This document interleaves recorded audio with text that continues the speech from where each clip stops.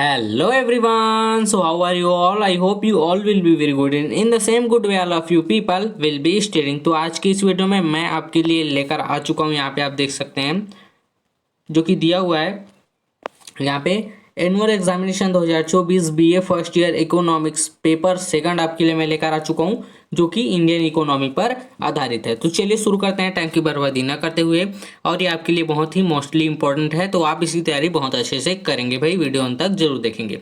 तो यहाँ पे आप देख सकते हैं, यहाँ पे दिया हुआ है प्रश्न पहला दिया हुआ है यहाँ पे, स्थायी बंदोबस्त व्यवस्था कब लागू की गई, ये आपको बताना है। स्थायी बंदोबस्त व्यवस्था ये क्या होती है, ये आपको अच्छे से जान लेना है, ठीक है। उसके बाद प्रश्न दूसरा है यहाँ पे, सकल घरेलू उत्पाद से क्या तात्पर्य है। सकल घरेलू उत्पाद मतलब जीडीपी, यहाँ पे ग्रॉस डोमेस्टिक प्रोडक्ट, ठीक है। तो इससे क्या तात्पर्य है ये आपको इसमें यहाँ पे बताना है, ठीक है। उसके बाद प्रश्न 3 दिया हुआ है, जनसंख्या घनत्व से आप क्या समझते हैं। जनसंख्या का घनत्व कहीं पे विरल है और कहीं पे सघन है, तो यही जनसंख्या का घनत्व है। देखिए शहरों में जनसंख्या का घनत्व यहाँ पे सघन होता है और गांव क्षेत्र में जनसंख्या का घनत्व होता है वो विरल होता है। तो यही आपको बताना है कि आप क्या समझते हैं इससे, ठीक है। उसके बाद यहाँ पे प्रश्न 4 दिया हुआ है, वैश्वीकरण का क्या आशा है। वैश्वीकरण से क्या आशा है ये आपको बताना है। अंतर्राष्ट्रीय लेवल पर अपने देश को विकसित करना, यही वैश्वीकरण है जो कि भारत व्यापार में वैश्वीकरण करना चाहता है, ठीक है। तो यहाँ पे आपको वैश्वीकरण क्या है ये आपको बताना है। उसका प्रश्न 5 दिया हुआ है, कृषि विपणन से आप क्या समझते हैं ये आपको बताना है। कृषि विपणन, कृषि की समस्त जानकारी को कृषि विपणन से बताया जाता है, ठीक है। तो ये होता है कृषि विपणन। उसके बाद यहाँ पे प्रश्न 6 दिया हुआ है, चकबंदी क्या है। चकबंदी क्या है ये आप लोग अच्छे से देख लेंगे, ठीक है। उसके बाद प्रश्न 7वां दिया हुआ है, सार्वजनिक क्षेत्र के उपक्रम का क्या अर्थ है। सार्वजनिक जो क्षेत्र होते हैं उनके उपक्रम का क्या अर्थ है ये आपको बताना है। उसके बाद प्रश्न 8 दिया हुआ है यहाँ पे, बेरोजगारी को एक वाक्य में समझाइए। बेरोजगारी क्या है, इन्फ्लेशन क्या है, इनको आपको एक्सप्लेन करना है, ठीक है। अनएम्प्लॉयमेंट, ठीक है। तो यहाँ पे आपको उसे बताना है। उसके बाद यहाँ पे प्रश्न 9 दिया हुआ है, भुगतान संतुलन को परिभाषित कीजिए। भुगतान के जो संतुलन है उसको आपको डिफाइन करना है यहाँ पे, ठीक है। उसके बाद यहाँ पे प्रश्न 10 दिया हुआ है, निर्यात संवर्धन से आप क्या समझते हैं। इंपॉर्टेंट क्वेश्चन है। निर्यात संवर्धन मतलब संवर्धन से यहाँ पे तात्पर्य है बढ़ोतरी, किसी भी चीज में बढ़ोतरी को संवर्धन कहते हैं। तो यहाँ पे निर्यात जो हमारे देश से दूसरे देश में वस्तुएं भेजी जाती हैं उन्हें हम कहते हैं निर्यात। तो निर्यात की बढ़ोतरी से आप क्या समझते हैं ये आपको यहाँ पे बताना है, ठीक है। उसके बाद आता है यहाँ पे देख सकते हैं सेक्शन बी। सेक्शन बी यहाँ पे दिया हुआ है, हालांकि अभी का जो प्रश्न हो रहा है वो आपके यूनिट से आता है, यूनिट से, ठीक है।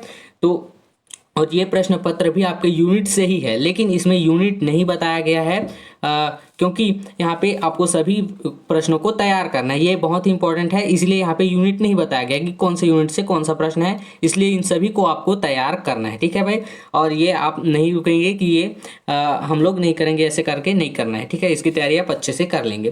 तो यहाँ पे प्रश्न 1 है, यहाँ पे देख सकते हैं, भूमि व्यवस्था में परिवर्तन पर एक संक्षिप्त टिप्पणी लिखना है आपको। भूमि की जो व्यवस्था होती है उस पर, भूमि व्यवस्था के परिवर्तन पर, है ना। उसके बाद उसी के अथवा में दिया हुआ है यहाँ पे, गांधीवादी योजना पर एक टिप्पणी लिखिए। गांधीवादी की योजना क्या है उसकी आपको टिप्पणी लिखना है, इंपॉर्टेंट है दोनों ही क्वेश्चंस। उसके बाद यहाँ पे देख सकते हैं दूसरा दिया हुआ प्रश्न दूसरा, भारतीय अर्थव्यवस्था की प्रकृति पर प्रकाश डालना है आपको। भारतीय अर्थव्यवस्था की प्रकृति कैसी है इस पर आपको एक अच्छा सा लिखना है, ठीक है। उसके बाद यहाँ पे दिया हुआ है उसी के अथवा में, अधोसंरचना विकास पर एक टिप्पणी आपको लिखना है। अधोसंरचना विकास क्या होता है इसके बारे में आप लोग देख लेंगे। उसके बाद यहाँ पे दिया हुआ है प्रश्न 3, भारतीय कृषि की मुख्य विशेषताएं बताइए। जो भारतीय कृषि हैं उनकी मुख्य विशेषताएं क्या है, ये इन सभी की आपको मुख्य विशेषताओं को बताना है। इंपॉर्टेंट क्वेश्चन है, इनको नहीं छोड़ेंगे, ठीक है। उसके बाद अथवा में दिया हुआ है उसी के, भारतीय अर्थव्यवस्था में हरित क्रांति के प्रभाव का परीक्षण कीजिए। इंपॉर्टेंट क्वेश्चन है भैया, भारतीय अर्थव्यवस्था में हरित क्रांति आप लोग जानते हैं जिससे इस गेहूं का उत्पादन बहुत बढ़ा था, फसलों का उत्पादन में बढ़ोतरी हुई थी। तो ये है हरित क्रांति। हरित क्रांति यहाँ पे मुख्यतः उत्तर प्रदेश के जैसे हरियाणा पंजाब में ज़्यादा हुआ था, तो इसको यहाँ पे प्रभाव का परीक्षण आपको करना है। उसके बाद यहाँ पे आपका फिर से इंपॉर्टेंट क्वेश्चन, फेरा और फेमा में अंतर बताइए, आता ही है तो इसको नहीं छोड़ेंगे, फेरा और फेमा में अंतर। उसके बाद उसी के अथवा में दिया हुआ है, सार्वजनिक उपक्रमों के उद्देश्य बताइए। तो सार्वजनिक जो उपक्रम है यहाँ पे उसके उद्देश्य कौन कौन से हैं ये आपको बताना है। उसके बाद प्रश्न 5 दिया हुआ है यहाँ पे, व्यापार में संतुलन तथा भुगतान संतुलन में अंतर बताइए। ये भी इंपॉर्टेंट क्वेश्चंस यहाँ पे दिए हुए हैं कि व्यापार संतुलन तथा भुगतान संतुलन दोनों में यहाँ पे आपको अंतर बताना है। उसके बाद और में दिया हुआ उसी के, भारत में निर्धनता के प्रमुख कारण लिखिए। भारत में निर्धनता के प्रमुख कारण आपको लिखना है, गरीबी के, ठीक है। तो भारत का जनसंख्या घनत्व बहुत ज़्यादा है, जनसंख्या वाला देश है, ठीक है।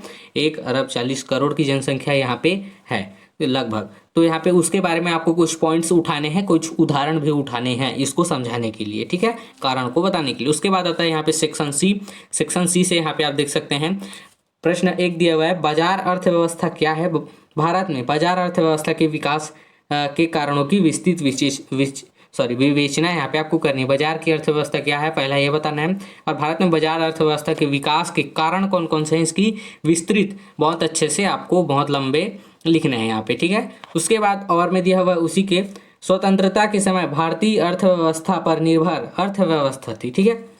यहाँ पे स्वतंत्रता के समय भारतीय अर्थव्यवस्था जो थी वो एक निर्भर अर्थव्यवस्था थी, मतलब दूसरे चीज़ों पर निर्भर थी, ठीक है। क्या आप इस कथन से सहमत हैं, आपको समझाना है यहाँ पे, ठीक है।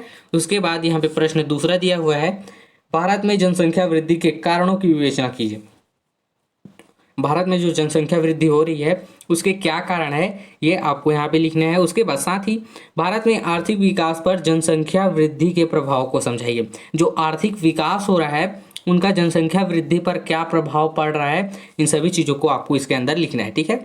उसके बाद अथवा में दिया हुआ उसी के, भारत में ऊर्जा के साधनों पर प्रकाश डालिए तथा ऊर्जा के संकट एवं उसके कारणों को बताइए। भारत में ऊर्जा के साधनों पर प्रकाश डालना, भारत में कौन कौन से ऊर्जा के साधन हैं ये आपको बताना है फर्स्ट है। उसके बाद ऊर्जा संकट एवं उसके कारणों को बताइए। तो ऊर्जा के संकट क्यों आते हैं और उसके कारण क्या हो सकते हैं ये आपको एक्सप्लेन यहाँ पे करना है, ठीक है।